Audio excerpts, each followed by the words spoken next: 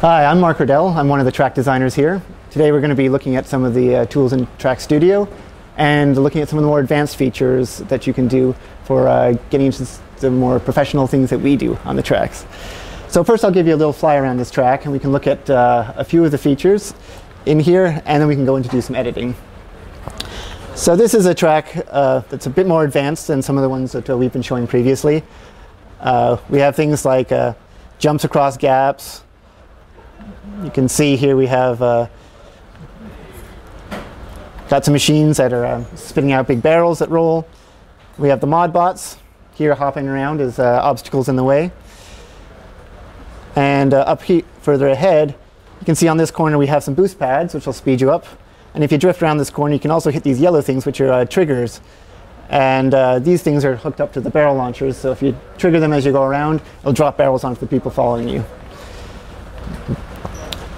This section here, hop up and we get some moving platforms to land onto, so it's a bit more of a tricky jump. And there's another one over here that you actually drop down to.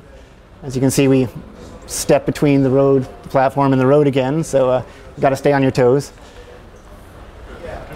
And after we go around through a tunnel, over here we have some high bank turns. You can drift right up the side, you can even hop up the top.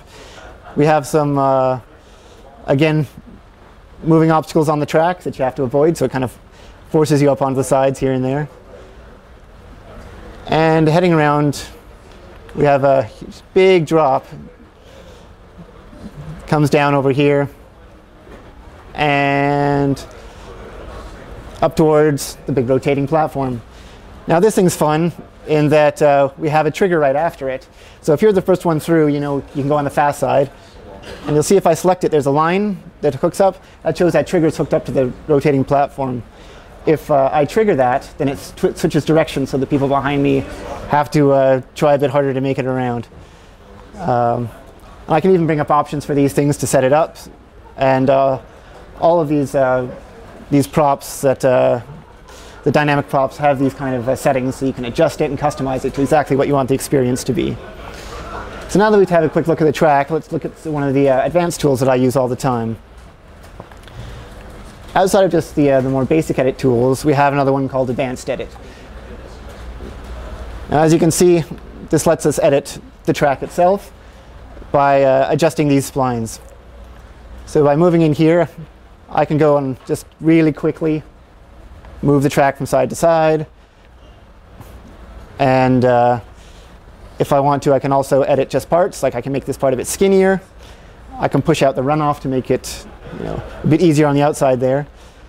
And also adjust height if we want to drop in a jump, put in a dip right after it, make this corner really nasty.